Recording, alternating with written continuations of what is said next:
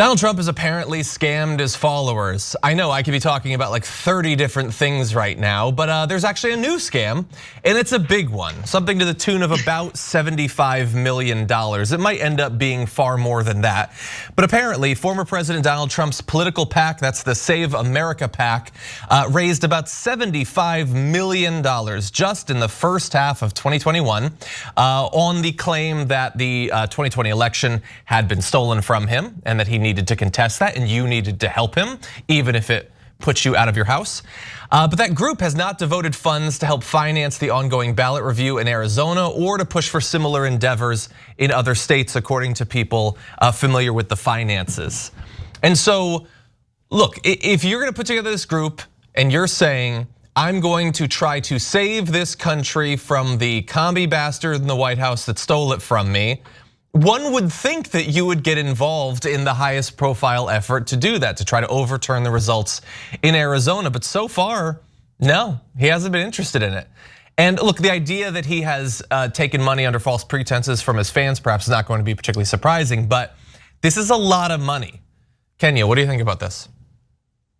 I mean, this is still following in the lines of a Trump Stakes, Trump University, take your pick. This is just a continued effort at the grift. Whether if you are one of those unfortunate few like myself who still have to subscribe to his text message alerts, you know that this is all a part of the plan. We are transitioning from one scare tactic, one element to keep his contingent of sycophants, just enthralled about the idea of fighting for an election, fighting for an administration that had an election and their tenure stolen from them, which we know to be a lie. And that grift is shifting from what we knew to be the conversation around voting rights to if you are one of those subscribers, you're getting text messages about contributing to the campaign and contributing to his PAC in order to fight for free speech. The same GOP members who are canceling are engaged in cancel culture in one essence and trying to dial back critical race theory, something that's not even taught in schools, is used as an essence to even champion free speech when we see others who are then using that very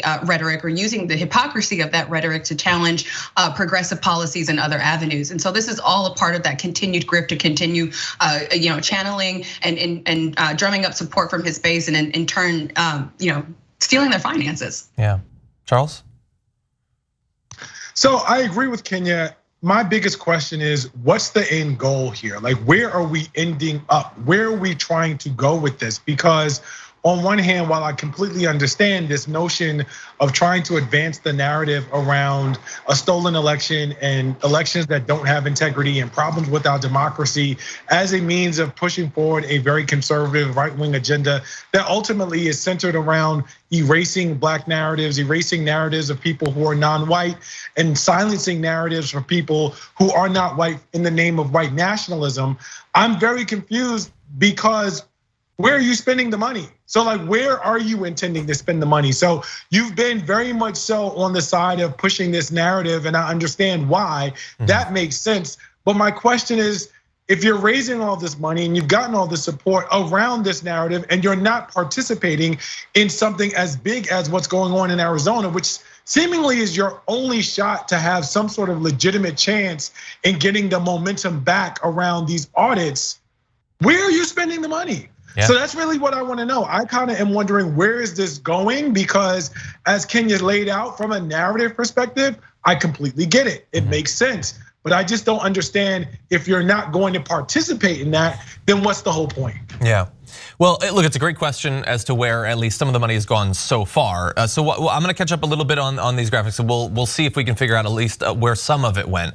But in addition to the $75 million, that's the first half of 2021. Bear in mind that right after the election, between the election and the end of last year, he raised $31.5 million. And they were fundraising hard. I mean, up until the election and then right after. So Kenya, I apologize for how many texts you must have gotten about that, but that's a lot of money. That's over $100 million. And apparently so far they've paid for some of the former president's travel, legal costs and staff, although apparently not Rudy Giuliani. They refused to pay him no matter what, along with other expenses, according to the people who were spoken to on condition of anonymity. But the vast majority of it, the PAC has held on to. And it seems like a safe bet to say they just wanna have it. for his tours, and especially to maybe donate some of the money to other candidates or pay to support other candidates, giving him some power in the midterms. Maybe they'll keep some of it and eventually roll it into his presidential campaign in 2024. And all of that, I think his fans are probably gonna be okay with, but notably, it is not what they said they were raising the money for. And especially that money right after the election, they didn't spend it to try to stop the election from being stolen.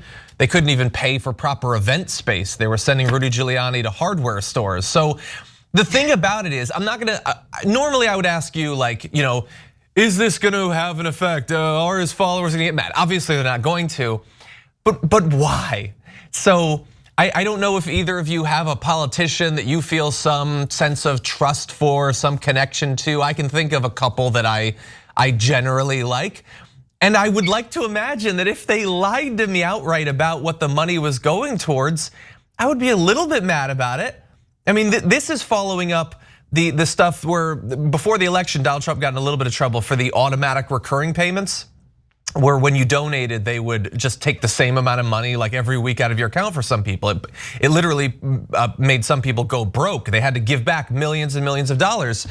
And that seems to anecdotally have affected a few of the people who are directly affected by it, but there's no sign that his fundraising is slowing down. So why isn't the direct continued conning any more effective in getting through to these people? Charles? Well, I think there are a couple of reasons for that. The first one is, at the end of the day, if you're a Trump supporter, you're not really concerned with like details and facts. Let's just be very candid about that. That's not something that moves the needle for you. What moves the needle is ideology, and someone who is going to be able to represent an extremist ideology. And in this case, there are very few people who are out there who have the name recognition, the charisma, for whatever it's worth, and the history from a brand perspective that's going to be as big a draw as Trump for people who want someone who's going to represent that ideology. That's number one.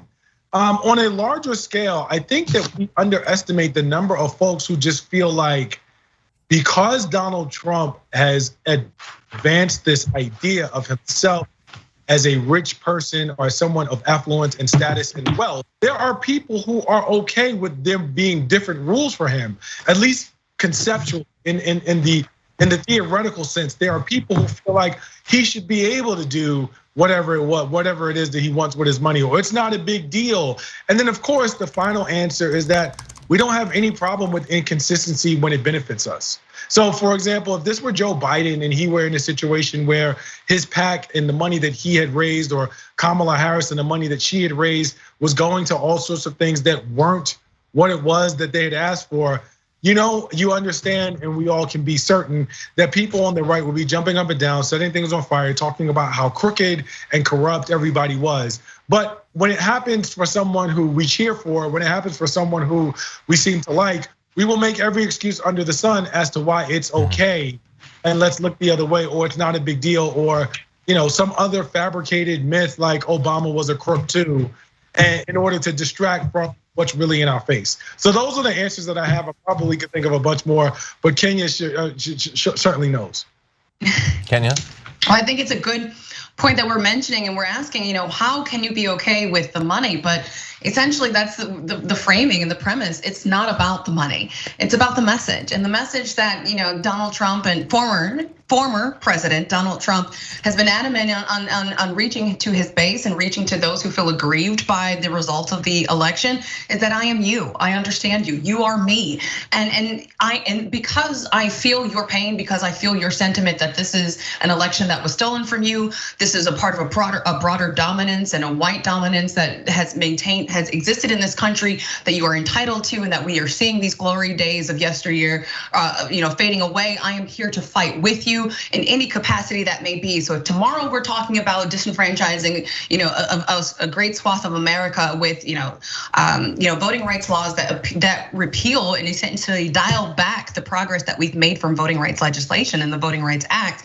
That's okay. And if tomorrow we're going to contradict ourselves in terms of cancel culture and free speech and pursue a framework, a legal framework taught in law schools that isn't even taught in K through 12 education across the country as a guise to dial back the reporting of an accurate history and storytelling of this country, then that's exactly what we are going to do.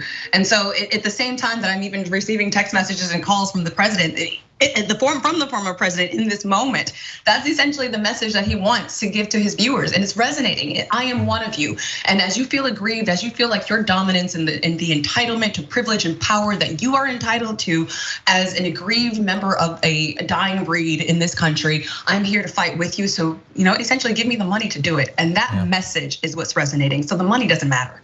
Yeah, and I think you're 100% right that they feel some version of he's one of us when in no significant substantive way is he anything like the vast majority of those people. He hates and fears, or at least says he hates and fears the same people.